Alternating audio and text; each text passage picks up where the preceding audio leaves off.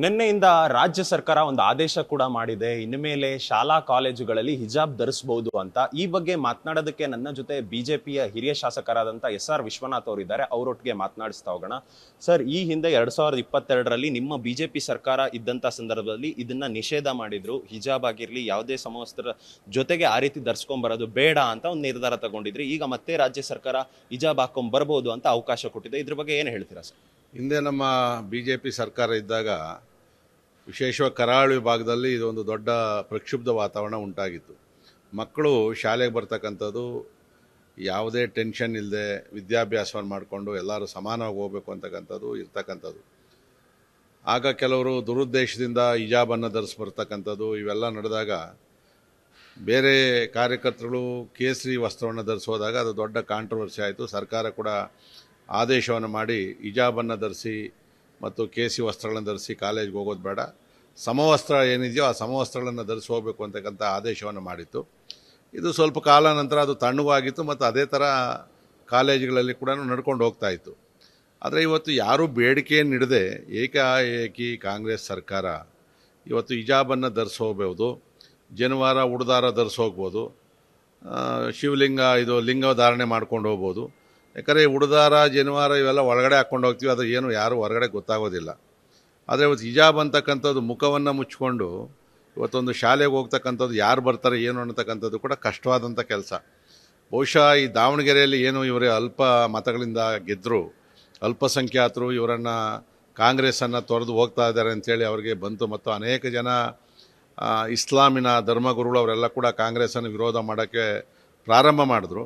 ಬಹುಶಃ ಆ ಓಟನ್ನು ಗಳಿಸೋದಕ್ಕೆ ಮತ್ತು ಅವರನ್ನು ತುಷ್ಟೀಕರಣ ಮಾಡೋದಕ್ಕೆ ಇವತ್ತು ಏಕಾಏಕಿ ಮಕ್ಕಳ ಮನಸ್ಸನ್ನು ಕಲುಷಿತ ಮಾಡ್ತಕ್ಕಂಥ ಕೆಲಸವನ್ನು ಇವತ್ತು ಕಾಂಗ್ರೆಸ್ ಸರ್ಕಾರ ಮಾಡ್ತಾಯಿದೆ. ಇವತ್ತು ಹಿಜಾಬನ್ನು ಧರಿಸಿ ಹೋಗಬೇಕು ಅಂತ ಹೇಳ್ತಾ ಇದ್ದಾರೆ. ಮತ್ತು ಅದರಲ್ಲಿ ಸ್ಪಷ್ಟವಾಗಿ ಕೇಸರಿ ವಸ್ತ್ರ ಧರಿಸ್ಬೇಕಾ, ಟೋಪಿಯನ್ನು ಹಾಕಬೇಕಾ, ಇವ್ಯಾವುದೂ ಕೂಡ ಹೇಳಲಿಲ್ಲ ಅದರಲ್ಲಿ.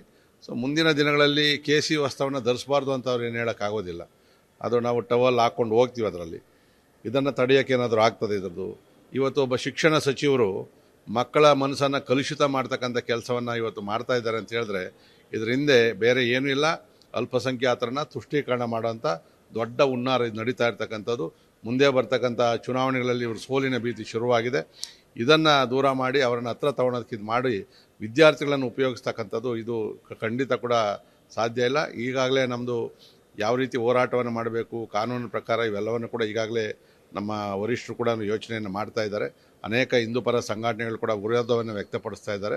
ಮತ್ತೆ ಏನು ಒಂದು ಒಳ್ಳೆಯ ವಾತಾವರಣ ಇತ್ತು ಕಾಲೇಜುಗಳಲ್ಲಿ, ಅದನ್ನು ಕೆಡಿಸ್ತಕ್ಕಂಥ ಕೆಲಸವನ್ನು ಕಾಂಗ್ರೆಸ್ ಸರ್ಕಾರ ಮಾಡಿದೆ. ಸರ್, ಆದರೆ ಕ್ಲಿಯರ್ ಆಗಿ ಈಗ ಹೇಳ್ತಾ ಇದ್ದಾರೆ ಹಿಜಾಬ್ ಹಾಕೊಂಡು ಹೋಗ್ಬೋದು, ಕೇಸರಿ ಶಾಲ್ ಹಾಕೊಂಡು ಹೋಗಂಗಿಲ್ಲ ಅಂತ ನೆನ್ನೆ ಸಚಿವರೇ ಕ್ಲಿಯರ್ ಆಗಿ ಹೇಳ್ತಾ ಇದ್ದಾರೆ. ಸರ್, ಏನು ಹೇಳ್ತೀರಾ? ಕೇಸರಿ ಅಂದರೆ ಏನು? ಹಂಗಾರೆ ಬಿಳಿ ಶರ್ಟು ಅಂದರೆ ಕ್ರಿಶ್ಚಿಯನ್ಸು, ಹಸಿರು ಅಂದರೆ ಮುಸ್ಲಿಮ್ಸು, ಕೇಸರಿ ಅಂದರೆ ಇದು ಅಂತಾರೆ. ಹಂಗಾರೆ ಏನು ವಸ್ತ್ರದಲ್ಲೂ ಕೂಡ ಇದು ನೋಡ್ತಾರೆ.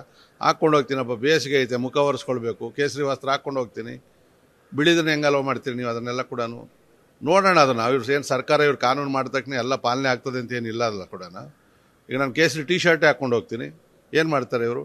ಈಗ ಸಮವಸ್ತ್ರ ಧರಿಸಿ ಹೋಗಬೇಕು ಅಂಥೇಳಿ ಮೇಲ್ಗಡೆ ಹಿಜಾಬು ಬುರ್ಕಾನ ಹಾಕ್ಕೊಂಡು ಹೋಗ್ಬೇಕಾದ್ರೆ ನಾನು ಒಂದು ಟೀ ಶರ್ಟ್ ಹಾಕ್ಕೊಂಡು ಹೋಗ್ತೀನಿ ಕೇಸರಿದು. ಹೆಂಗೆ ತಡೆಯೋಕ್ಕಾಗ್ತದೆ ಇವ್ರ ಕೈಯಲ್ಲಿ? ತಡೀಲಿ ನೋಡೋಣ. ಅದರಲ್ಲಿ ನಮ್ಮಿಂದನೇ ಶುರು ಮಾಡ್ತೀವಿ ನಾವು. ಇದು ಈ ಥರ ಇವರೆಲ್ಲ ಕೂಡ ಒಂದು ಶಾಂತಿಯಾದಂಥ ವಾತಾವರಣ ಇರೋ ಸಂದರ್ಭದಲ್ಲಿ ಇವೆಲ್ಲವನ್ನು ಮಾಡ್ತಾರೆ. ಮತ್ತು ಯಾರು ಕೂಡ ಈಗ ಇದೇನಾದರೂ ನಾವು ಹೋರಾಟ ಮಾಡೋಕ್ಕೆ ಹೋದರೆ ಬಿ ಜೆ ಪಿಯವ್ರಿಗೆ ಬೇರೆ ಕೆಲಸ ಇಲ್ಲ, ಕೋಮುವಾದಿಗಳು ಇವೆಲ್ಲ ಹೇಳ್ತಾರೆ. ಆದರೆ ನಿನ್ನೆ ನೀವು ನೋಡಿರ್ಬೋದು, ಉದಯ ಮಾರನ್ನವರು ಸನಾತನ ಹಿಂದೂ ಧರ್ಮವನ್ನು ನಾಶ ಮಾಡಬೇಕು ಅಂತೇಳಿ ಒಂದು ಅಸೆಂಬ್ಲಿಯಲ್ಲಿ ಮಾತಾಡಿದಾಗ ಈ ಯಾರು ಇದ್ರಲ್ಲ ಮಹಾನುಭಾವರುಗಳು, ಕಾಂಗ್ರೆಸ್ ಅವರಾಗಲಿ ಬೇರೆ ಬೇರೆಯವರು, ಒಬ್ಬರು ಕೂಡ ವ್ಯತಿರಿಕ್ತವಾಗಿ ಯಾರು ಕೂಡ ಹೇಳಿಕೆಯನ್ನು ಕೊಟ್ಟಿಲ್ಲ ಅದರಲ್ಲಿ. ಅದನ್ನು ನಾವು ನೋಡ್ಕೊಂಡು ಸುಮ್ಮನೆ ಇರಬೇಕಾ? ನಾವು ಹಿಂದೂ ಪರ ಇರ್ತಕ್ಕಂಥವ್ರು ನಾವು ಖಂಡಿತವಾಗೂ ನಾವು ಮಾಡೇ ಮಾಡ್ತೀವಿ. ಅವನಲ್ಲ, ಅವ್ರ ತಾತನ ಕಡೆಯಿಂದ ಕೂಡ ಆಗೋದಿಲ್ಲ ಇದನ್ನು. ಅವನ ಗುರುತೇ ಸೂರ್ಯ ಅಂದರೆ ಅದು ಹಿಂದೂಗಳ ಸಂಕೇತ. ಸೂರ್ಯನನ್ನು ಪೂಜೆ ಮಾಡ್ತೀವಿ. ನೀನು ತಾಕತ್ತಿದ್ರೆ ಫಸ್ಟು ಆ ಸೂರ್ಯ ಇರ್ತಕ್ಕಂಥ ಸಿಂಬಲನ್ನು ತೆಗಿ. ನಿನ್ನ ಹೆಸರು ಉದಯ ಅಂತಂದರೆ ಸೂರ್ಯ ಅಂತಲೇ ಲೆಕ್ಕ. ಇವೆಲ್ಲ ಇಟ್ಕೊಂಡು ನಿನ್ನ ಓಟ್ಗೋಸ್ಕರ ಮಾಡಿದಿರಿ. ಈಗ ಅಂದೇ ನಿನ್ನ ಈಗ 3ನೇ ಪ್ಲೇಸ್ಗೆ ಹಾಕಿರ್ತಕ್ಕಂಥದ್ದು. ಇಲ್ಲೂ ಅಷ್ಟೇ ಕಾಂಗ್ರೆಸ್ ಸರ್ಕಾರ ಇವತ್ತೇನು ಹಿಜಾಬ್ಗಳನ್ನು ಇವೆಲ್ಲ ಮಾಡ್ತಾ ಇದ್ದಾರೆ, ಇದು ಗೊತ್ತಿಲ್ಲ ಅದರದ್ದು. ಹಿಂದೂಗಳು ಒಗ್ಗಟ್ಟಾಗ್ತಾ ಇದ್ದಾರೆ. ನೀವು ನೋಡಿರ್ಬೋದು ವೆಸ್ಟ್ ಬೆಂಗಾಲ್ ಎಲೆಕ್ಷನಲ್ಲಿ ಬೇರೆ ಬೇರೆ ಕಡೆ ತೋರಿಸಿದ್ದಾರೆ. ಕರ್ನಾಟಕದಲ್ಲೂ ಕೂಡ ನೀವು ಇವೆಲ್ಲವನ್ನು ಬಿಟ್ಟು ಇದನ್ನೇ ಮಾಡ್ಕೊಂಡು ಹೋಯ್ತು ಅಂದರೆ ನಿಮ್ಮನ್ನು ಮೂಲೆಗಂತೂ ಸೇರಿಸ್ತಾರೆ ಖಂಡಿತವಾಗಿ ಜನ. Thank you. ಎಸ್, ಇದಾಗಿತ್ತು ಶಾಸಕರಾದಂಥ ಎಸ್.ಆರ್. ವಿಶ್ವನಾಥ್ ಅವರ ಮಾತುಗಳು. ಕ್ಯಾಮ್ರಾಮ್ಯಾನ್ ವಿಕಾಸ್ ಜೊತೆ ಓಂ ವಿವೇಕ್, ಆದಿತ್ಯ ಕಾರ್ಲೇಕರ್, ಅಶ್ವವೇಗ ನ್ಯೂಸ್, ಬೆಂಗಳೂರು.